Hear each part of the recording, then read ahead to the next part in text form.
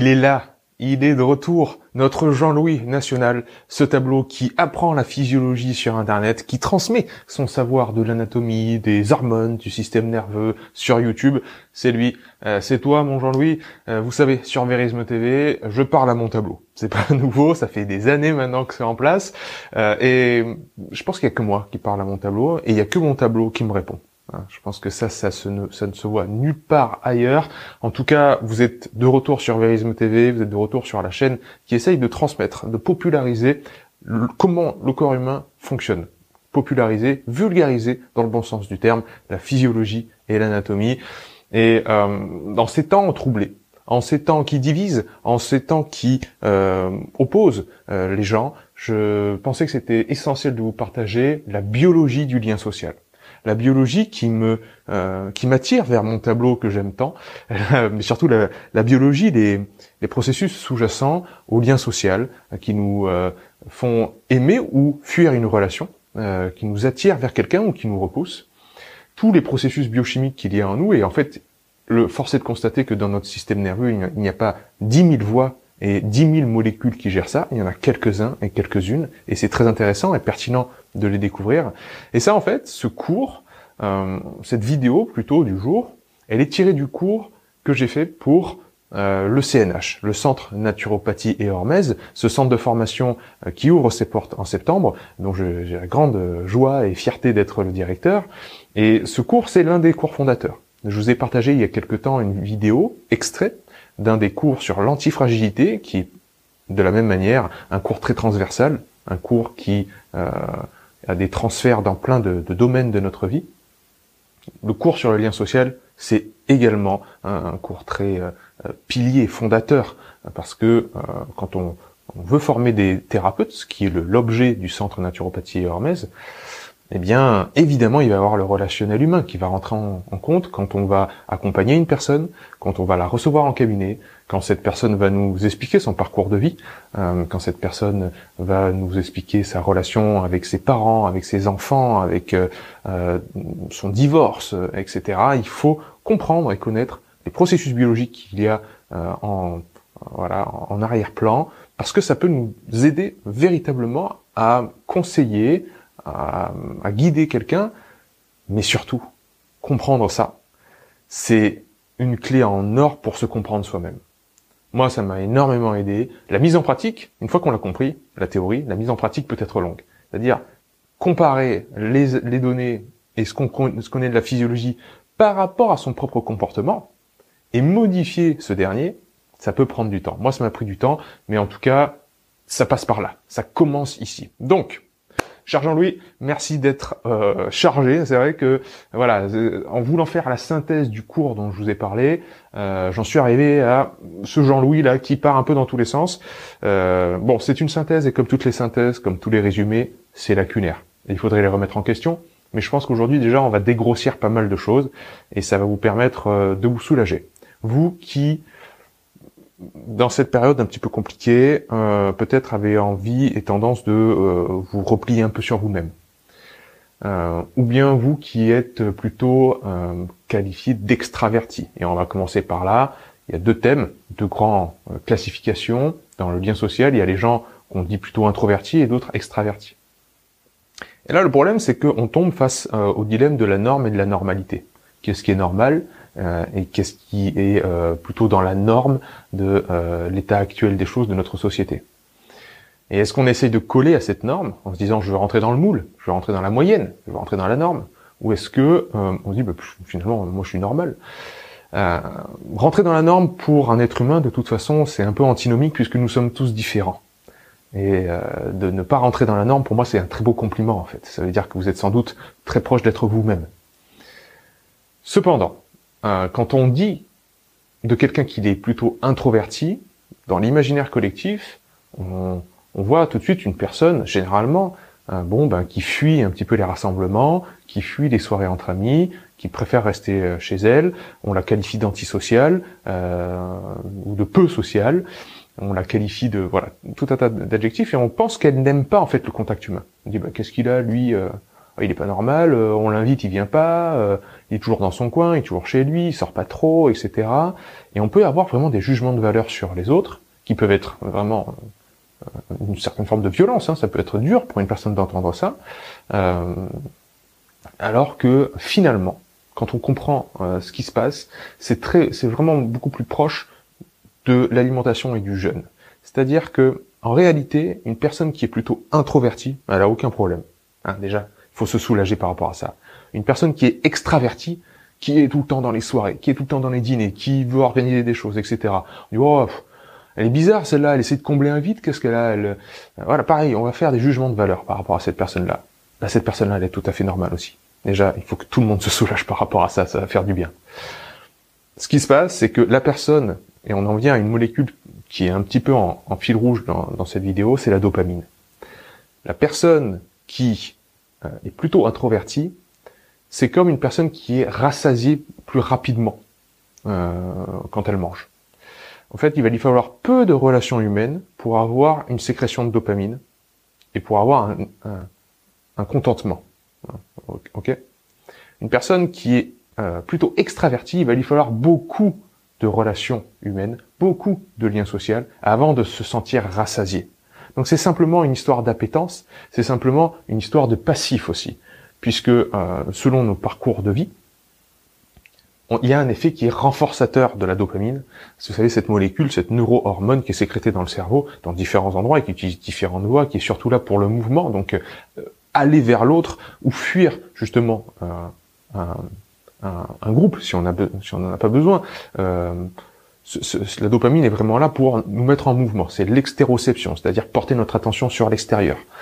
C'est on dit souvent, c'est la molécule de la motivation, de la poursuite d'en vouloir plus. C'est pas la molécule du plaisir. C'est souvent associé aux boucles récompense-plaisir, mais c'est plutôt la molécule de l'anticipation de cette récompense et du mouvement, encore une fois, de l'extéroception, donc de l'attention portée vers l'extérieur, là où ce qu'on va voir ici, donc H et N, c'est pour here and now, les sérotonine, ocytocine, vasopressine, d'autres hormones sont plus sur le ici et maintenant, la sensation, éprouver le moment présent, se sentir dans son corps, etc. L'interoception, ça c'est d'autres molécules du corps. La dopamine, c'est sur donc recherche et anticipation, comme j'ai écrit en bas. Mais il y a un effet renforçateur, ce qui veut dire que, comme le jeûne, au début vous tentez le jeûne intermittent, vous tentez de sauter un repas, c'est pas facile, et puis ça devient de plus en plus facile. Il y a un effet renforçateur où le moins attire encore plus de moins, c'est-à-dire c'est de plus en plus facile de jeûner jusqu'à midi, et puis la faim n'advient plus, et puis on se contente de peu de nourriture. À l'inverse, manger plus peut entraîner le cercle vicieux ou vertueux, je sais pas, c'est à vous de déterminer ça, de manger plus. C'est-à-dire manger plus entraîne manger plus. Et au fil du temps, on finit par avoir des journées où on mange de plus en plus. C'est exactement, et c'est pour ça que j'ai écrit lien social, nourriture de l'être, on est nourri véritablement du contact à l'autre. Et la dose, c'est la leçon à retenir, c'est qu'elle est à individualiser. Comme la bouffe. Ce qu'il y a dans votre assiette, ce qu'il y a dans mon assiette, c'est pas le même contenu, c'est pas le même volume que ce qu'il y a dans l'assiette sans doute de mon voisin qui a 75 ans. Okay, ni de mon petit cousin qui a 15 ans. On est tous différents par rapport à ça, et c'est bien, c'est tant mieux qu'on soit tous individuels, encore une fois, pas dans la norme, puisque on est tous différents, donc ça va être difficile de faire une norme. Mais le lien social, c'est pareil. Et il n'y a pas de jugement de valeur à dire qu'en ce moment, parce qu'il y a eu beaucoup d'environnements anxiogènes, etc. Vous avez besoin d'avoir un retour au calme, besoin d'avoir un retour sur vous-même, et que vous suffisez de voir un ami de temps en temps, deux rendez-vous par semaine avec un groupe d'amis, c'est largement suffisant. Et il n'y a pas à culpabiliser, dire mais je suis pas normal, je vois mes amis qui font des rassemblements, etc. Non, c'est que ça vous suffit. C'est votre dose de dopamine. C'est le mouvement, c'est l'extéroception qui vous suffit, vous êtes rassasié par rapport à ça, et trop, ça va être justement repoussant. Ok ? Alors comment ça se passe ? Comment ça se passe le lien social par rapport à tout ça ? Il y a 4 grands acteurs au niveau de notre cerveau. Pour faire les choses simples, il y a des acronymes un peu là dans ce que on va étudier. C'est pas la peine de retenir évidemment tous les termes techniques, bien entendu, mais dans notre cerveau, on va avoir tout ce qui est de l'ordre de la détection. Alors dans la détection, on a le CCA, donc c'est cortex singulaire antérieur. Donc j'ai mis le 1 là dans la détection, c'est-à-dire que toutes les informations qui nous arrivent de nos sens sont intégrées. Notre cerveau, notre système nerveux, il capte par la vue, par l'ouïe, par l'odorat, par le toucher, par la proprioception, par le vestibulaire, par tous les sens, il capte ce qui se passe autour de lui. Tout ça c'est intégré, et détection donc d'informations de quelqu'un qui vient vers nous, de quelqu'un avec qui on a une relation, un contact, une parole, contact physique. Et là, le CCA, c'est le cortex singulaire antérieur, c'est le cortex qui a besoin de sens, c'est-à-dire qui a besoin que l'environnement fasse sens. Si vous voyez quelqu'un qui grille un feu rouge, il ne respecte pas la règle, et vous, dans votre univers où les choses font sens, on ne doit pas griller un feu rouge. Et ben ça, le cortex singulaire antérieur, il tire un signal d'alarme, qui est plutôt un signal d'erreur, et il est tout de suite relié à l'amygdale latérale basale. Donc l'amygdale, c'est une petite structure dans le cerveau qui regroupe des neurones, qui est surtout là pour la détection de danger. Donc on a cortex singulaire antérieur, amygdale, et tous nos sens qui sont là pour détecter si une relation est dangereuse ou pas, si on peut y aller oui ou non, etc. Et c'est vraiment, d'un point de vue pas archaïque, mais si on regarde notre évolution, c'est tout à fait normal qu'on ait ce centre-là pour détecter si cet individu est potentiellement un danger ou potentiellement un ami, une ressource ou un danger, une menace. Derrière ça, on a en deux le centre de contrôle qui va être véritablement l'hypothalamus. L'hypothalamus, c'est le carrefour entre le système nerveux et le système hormonal. C'est une structure dans le cerveau, encore une fois, qui reçoit les informations de toutes les structures supérieures dans le cerveau, mais aussi du corps, sous forme d'informations afférentes, c'est-à-dire qui remontent du corps vers le cerveau, et lui, il va centraliser le tout. C'est comme la conjonction de une centrale téléphonique et la poste.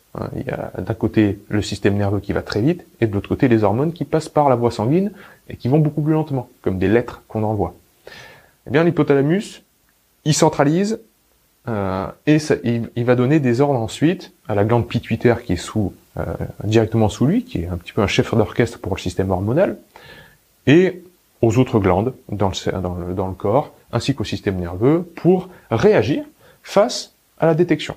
Puisqu'on a détecté des choses dans l'environnement, on centralise l'information et on va accorder l'environnement biologique, notre réponse par rapport à tout ça. Okay. Puis on a l'effecteur, le noyau raphé, dorsal, donc c'est le raphé, il est en 3, je l'ai mis là, et c'est lui, alors le raphé, c'est une structure, encore une fois, un groupe de neurones dans le cerveau qu'on assimile souvent à la sécrétion de sérotonine, et pourtant il y a une partie des neurones qui sécrètent aussi de la dopamine. Et la dopamine, comme on l'a dit tout à l'heure, elle va emprunter deux voies, principalement, donc la nigrostriatale, la mésolimbique, ce sont deux grandes voies. Pas la peine de retenir ces mots un petit peu compliqués. Tout ça pour vous dire que ça va donner l'impulsion du mouvement. Je vais vers la personne ou je m'en vais. Bref, c'est j'arrête de regarder à l'intérieur de moi puisque je suis en contact avec une autre personne. Donc j'arrête l'interoception, j'arrête le regard interne, j'arrête cette forme de passivité, de système nerveux un peu parasympathique où je suis dans la forme de repos. Voilà. Là, j'ai une interaction avec autrui. Donc j'ai une interaction qui est plus portée sur l'extéroception, mon attention vers l'extérieur. Et c'est normal que l'effecteur, la dopamine, rentre en jeu et je peux bouger. Je suis en action et mon attention est portée vers l'extérieur. Ça, on va en reparler après, parce que justement, c'est en lien avec cette solitude dont on a parlé tout à l'heure. Et puis le quatrième élément, c'est la hiérarchie. La hiérarchie, c'est les masques sociaux qu'on se met sur le visage. C'est-à-dire que la structure supérieure du cortex, le cortex, c'est vraiment la couche externe du cerveau, qui est là, en vert. C'est ce qu'on a acquis le plus récemment dans l'évolution. Et c'est ce qui nous donne la capacité d'avoir un contrôle, comme disent les Américains, top-down, c'est-à-dire du haut vers le bas. C'est-à-dire que dans le bas, il y a le vieux cerveau, un peu archaïque, qui a des systèmes de détection de danger, voilà, de la gestion interne qui se passe au niveau biochimique, les hormones, tout ça. Mais en haut, il y a un petit peu quelqu'un qui regarde et qui va dire, ok, je vois la réaction qui se passe là, la tambouille qui se passe en bas, mais maintenant, vis-à-vis de la situation, je vais pouvoir acter d'une certaine manière pour être raccord avec la personne, parce que vous n'allez pas avoir le même comportement, le même rôle, c'est pour ça que j'ai écrit le rôle, quand vous êtes avec votre famille, ou quand vous êtes avec vos amis, ou quand vous êtes dans votre travail. On met tous un masque différent.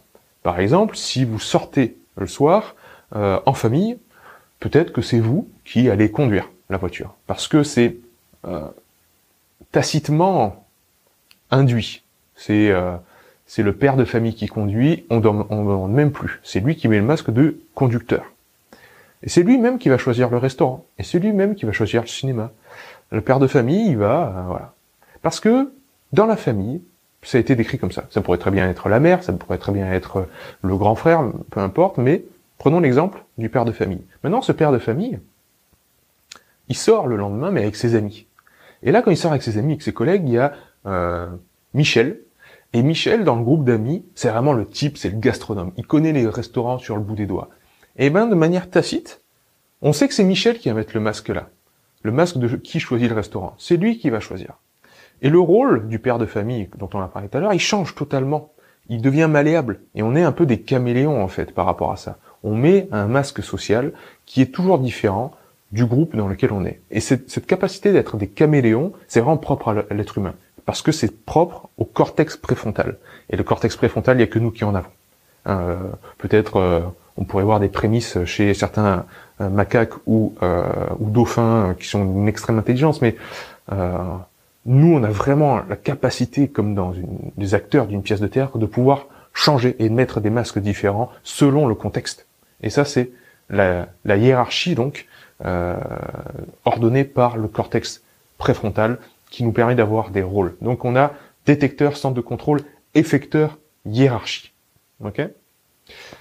Alors je reviens sur c'est un point intéressant, le noyau raflé. Donc dorsal, on s'est rendu compte que c'était vraiment ce qui provoquait le sentiment de solitude. C'est quand on l'allume artificiellement, les personnes se sentent vraiment seules. Elles ont besoin d'aller vers... Elles ont un manque. Elles ont un manque de contact social. Et c'est vraiment l'effet de la dopamine. La dopamine, c'est il me manque quelque chose. C'est le désir. C'est le désir de bouger vers quelque chose de plus. Hein. Quand la dopamine, c'est optimiser son environnement. C'est optimiser sa survie. Donc, je vais chercher ailleurs quelque chose. Et ça, c'est ce sentiment qu'on peut avoir de solitude que peut-être vous avez eu pendant les confinements. Peut-être que vous avez eu pendant toutes les crises qu'on a traversées où il vous manquait du lien social. Il vous manquait quelqu'un à qui parler parce que vous étiez seul chez vous, etc.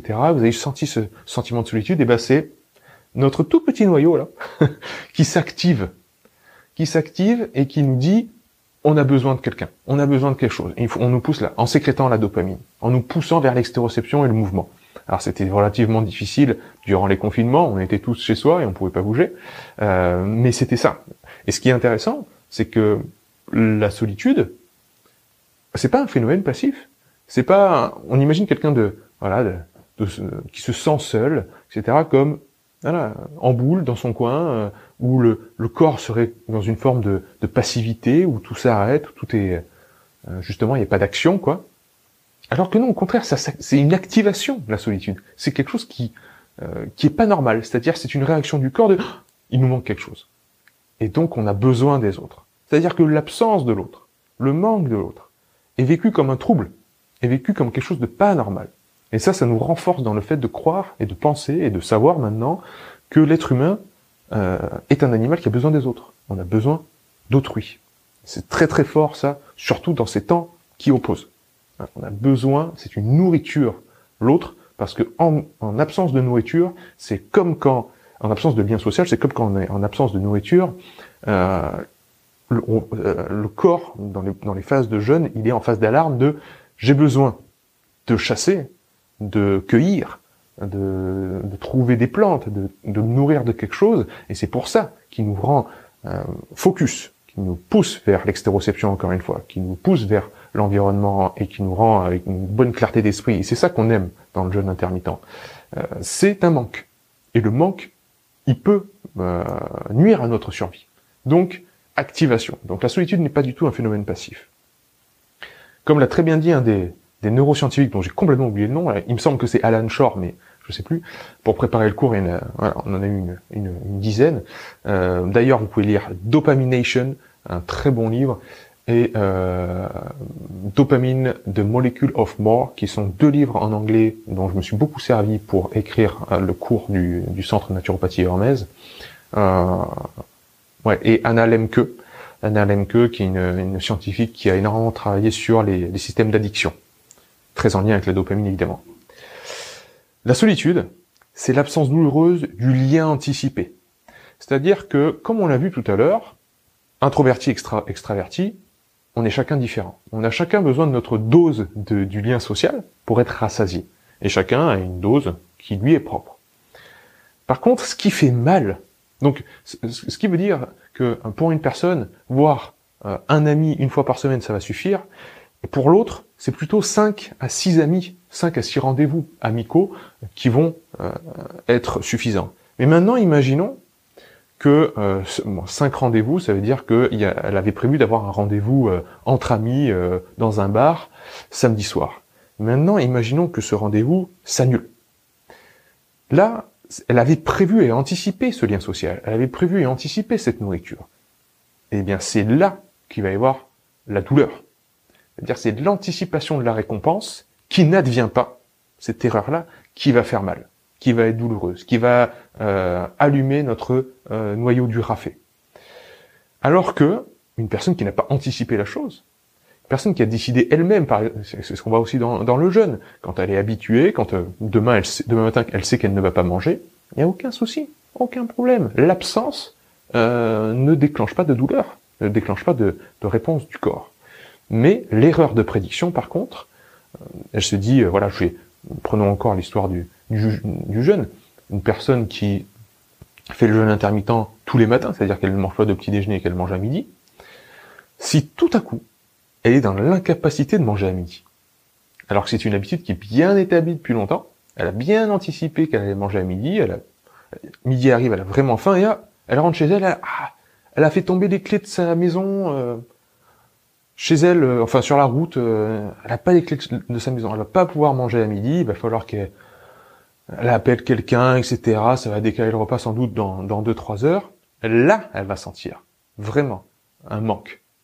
Et elle va dire, ça va être viscéral. On en vient à la sexualité et au couple, puisqu'on parle de relations humaines, donc la relation amoureuse en fait évidemment partie.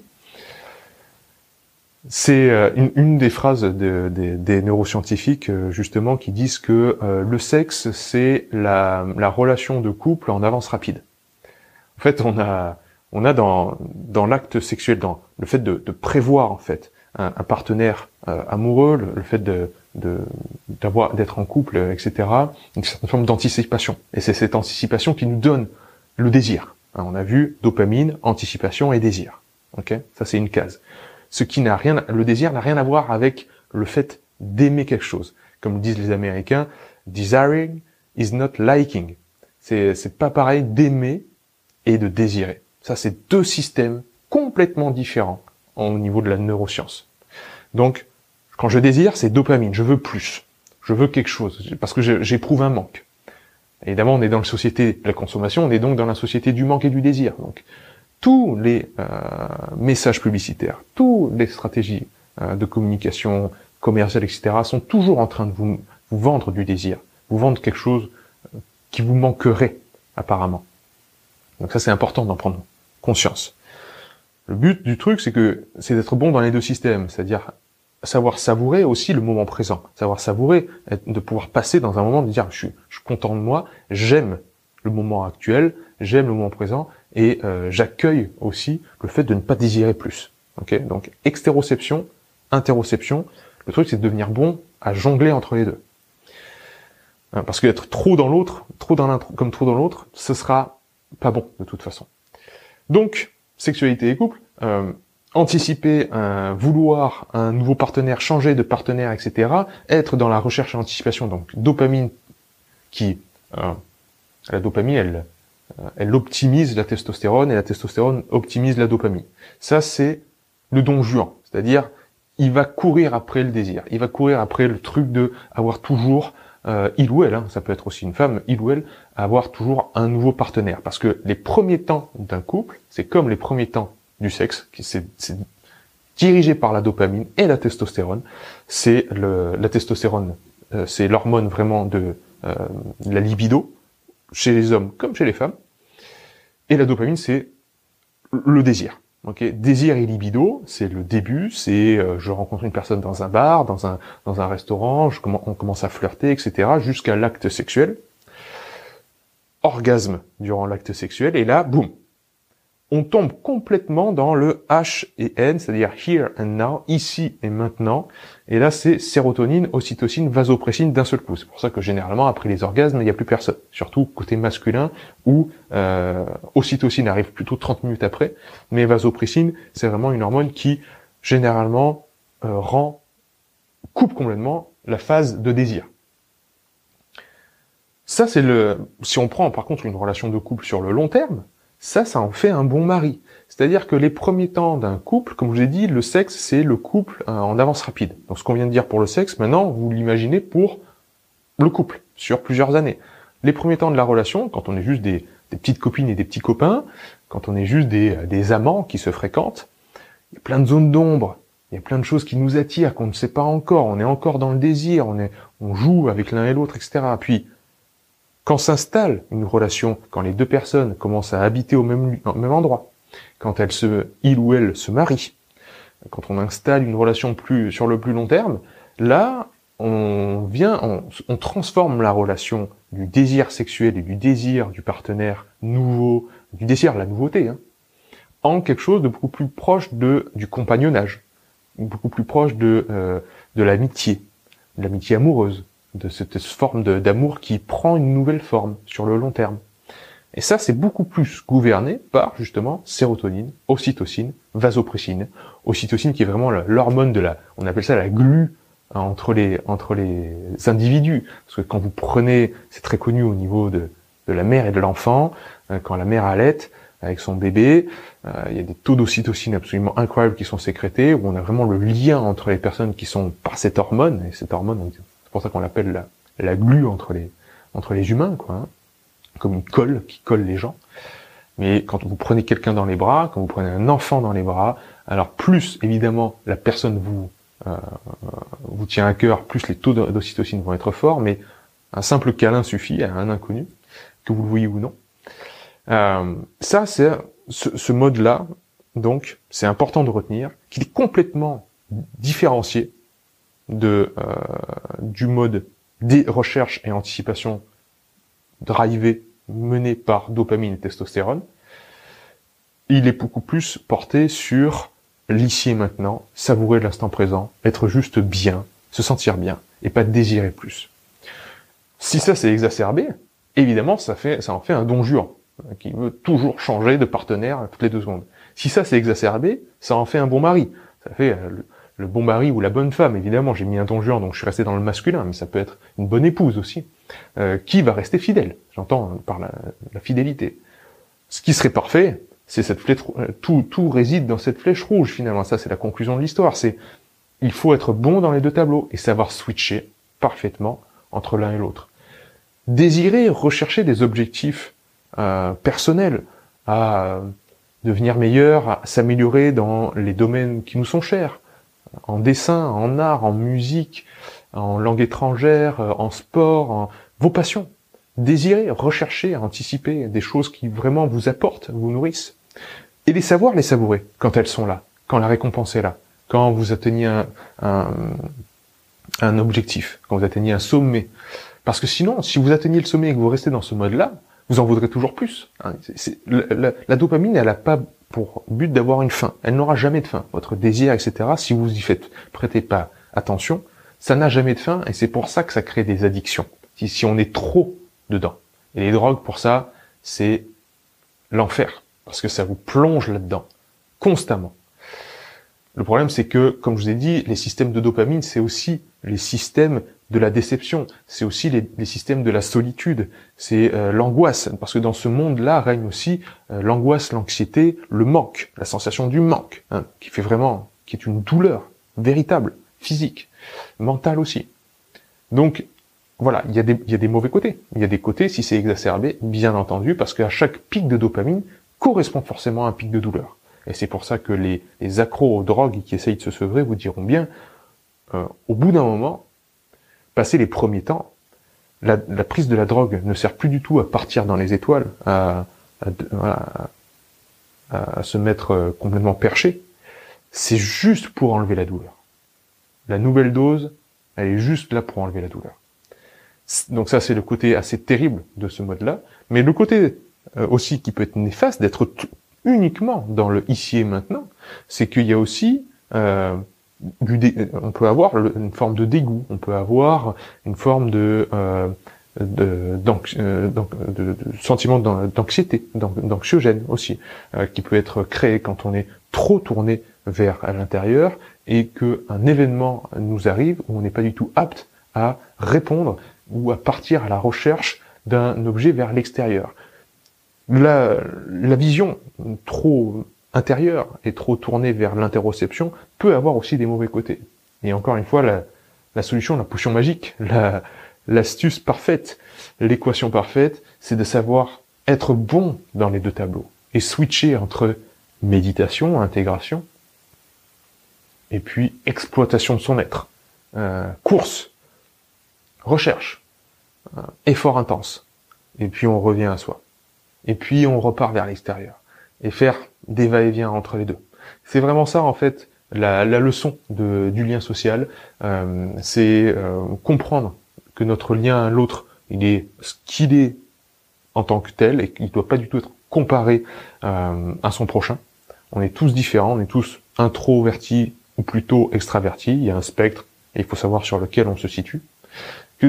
Voilà, il y a des molécules qui gouvernent tout ça, en particulier la dopamine, en particulier sérotonine et ocytocine, qui vont faire que on est tenté de vouloir un nouveau lien social, tenté de le fuir, tenté de se rapprocher, d'être bien avec quelqu'un pendant longtemps, et c'est pour ça qu'on se sent bien, et que ces systèmes-là, on peut les activer d'autres manières, mais attention à pas les surstimuler, à pas tomber dans un côté du tableau, dans un côté du spectre et de rester enfermé. Et évidemment, dans tout ce qui est dopaminergique, on pense aux drogues, on pense à l'accoutumance, à l'addiction, aux nourritures industrielles, au sucre, aux réseaux sociaux, qui sont vraiment dopaminergiques pour le coup. On pense à tout ça, et on pense aussi à l'enfermement, à l'isolement social. Si vous sentez seul, si vous avez ce sentiment de solitude, c'est que vous n'êtes pas assez rassasié et que votre cerveau a anticipé qu'il faut plus de lien social et qui vous pousse à aller vers l'extérieur. Allez vers l'extérieur. Trouvez une association, trouvez du lien social au coin de la rue, sortez, allez voir autrui et cultivez ce qui vous manque. Et après, c'est bon, vous êtes rassasié. Mais c'est normal. Faut bien vous dire que c'est normal d'éprouver tout ça. C'est comme la nourriture. Vous êtes juste en manque de nourriture. Et le lien social, c'est vraiment la nourriture de l'être. Voilà, chers amis. Voilà mon Jean-Louis. Merci de me nourrir, mon ami. Ta présence rassure tout de suite mon cortex singulaire antérieur et mon amygdale. Ça me permet d'être justement, regarde, je te touche, dans l'ocytocine et la sérotonine. Si vous voulez être formé à tout ça, aux neurosciences, aux sciences cognitives, aussi à la thérapie, à accompagner quelqu'un, eh bien il y a le Centre Naturopathie Hormez qui ouvre ses portes en septembre. On est déjà presque plein, je pense qu'il nous reste une trentaine de places dans le cursus à distance, donc vous pouvez toujours candidater. Ça se passe sur www.naturopathie-hormez.com www.naturopathie-hormez.com. Les liens sont en description de la vidéo. On a toute l'équipe pédagogique qui va pouvoir répondre à vos questions, qui va pouvoir vous accompagner sur 18 mois. Donc n'hésitez pas à candidater, on est déjà tous sur le Discord à échanger, même si la rentrée n'a pas encore eu lieu.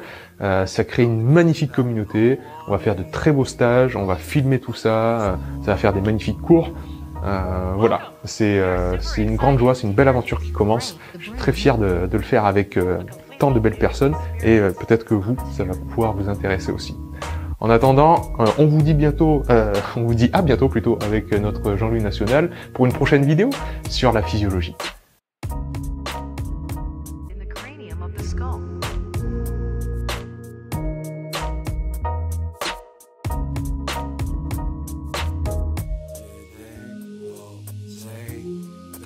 Gangsta, no